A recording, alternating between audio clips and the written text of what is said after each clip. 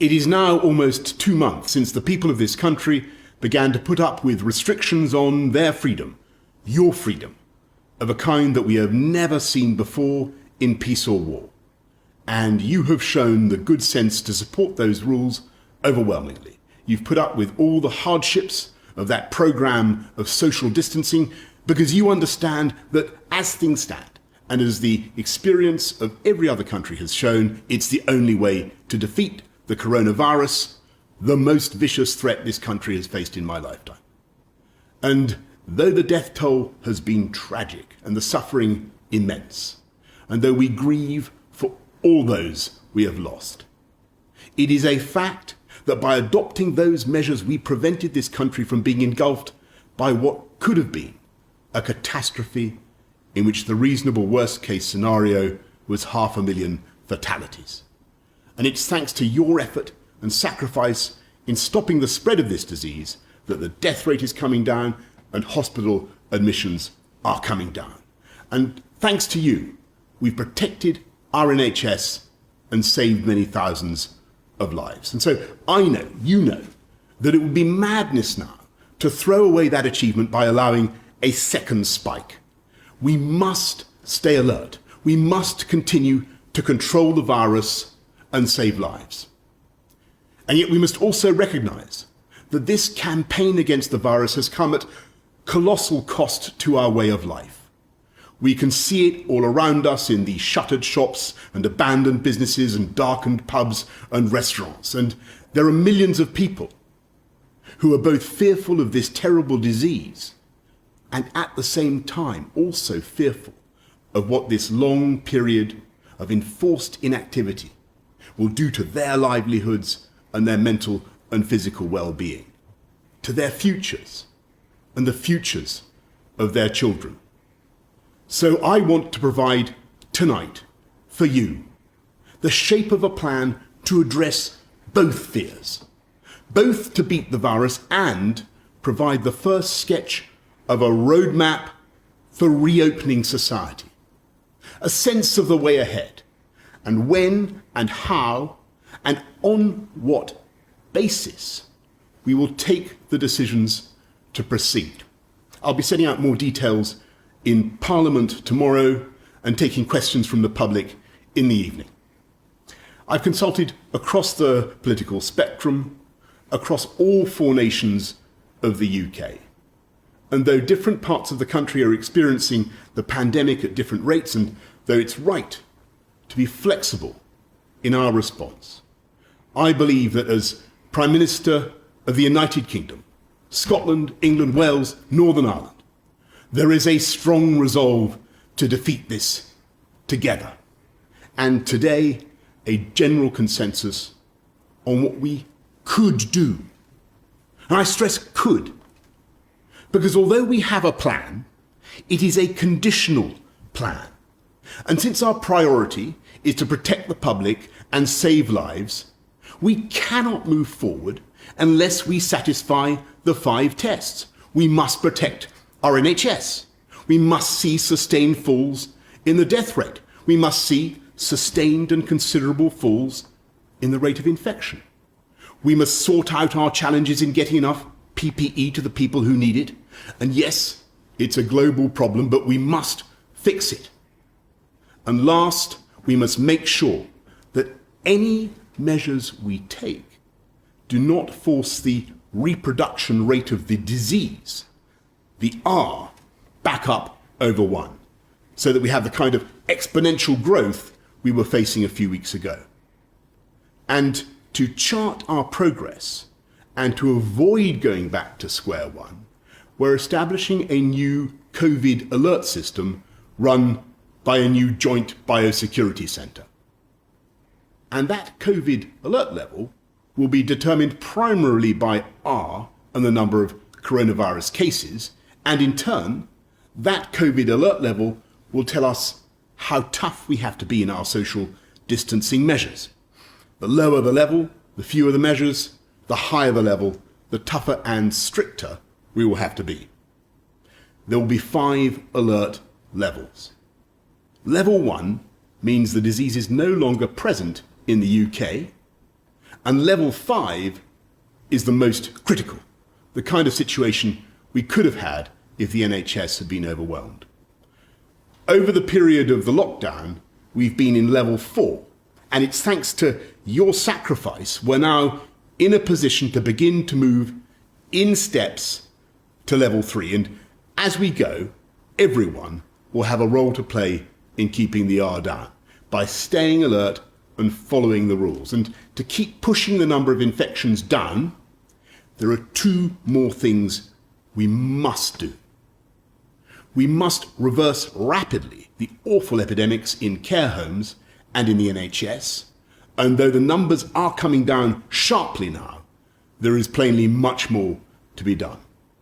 And if we're to control this virus, then we must have a world-beating system for testing potential victims and for tracing their contacts, so that, all told, we're testing literally hundreds of thousands of people every day. We've made fast progress on testing, but there is so much more to do now, and we can. When this began, we hadn't seen this disease before, and we didn't fully understand its effects. With every day, we're getting more and more data. We're shining the light of science on this invisible killer, and we will pick it up where it strikes, because our new system will be able in time to detect local flare-ups in your area, as well as giving us a national picture. And yet, when I look at where we are tonight, we have the R below 1, between 0.5 and 0.9, but potentially only just below 1. And though we have made progress in satisfying at least some of the conditions I have given, we have by no means fulfilled all of them. And so, no, this is not the time simply to end the lockdown this week. Instead, we're taking the first careful steps to modify our measures. And the first step is a change of emphasis that we hope that people will act on this week. We said that you should work from home if you can, and only go to work if you must. We now need to stress that anyone who can't work from home, for instance, those in construction or manufacturing, should be actively encouraged to go to work, and we want it to be safe for you to get to work. So you should avoid public transport if at all possible, because we must and will maintain social distancing, and capacity will therefore be limited. So, work from home if you can, but you should go to work if you can't work from home.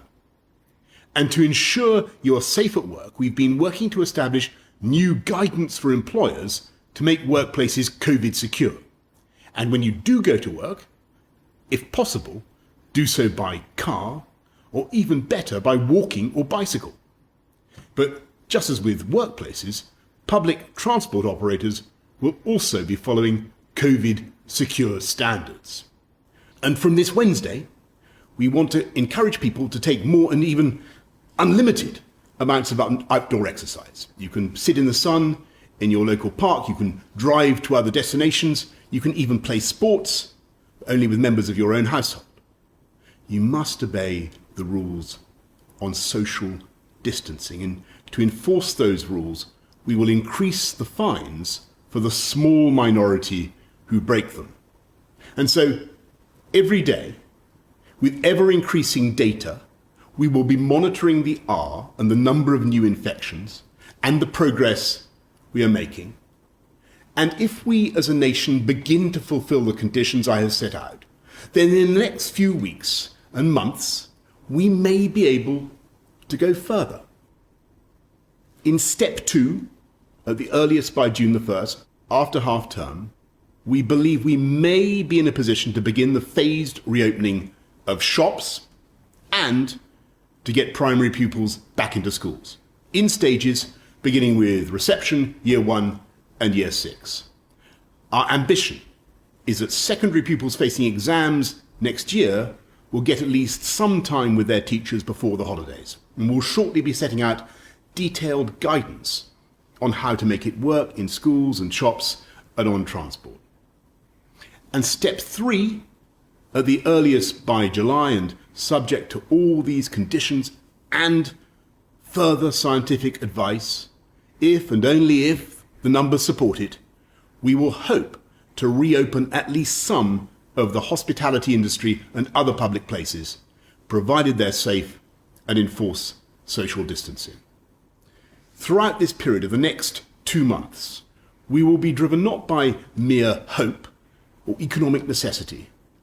We're going to be driven by the science, the data, and public health.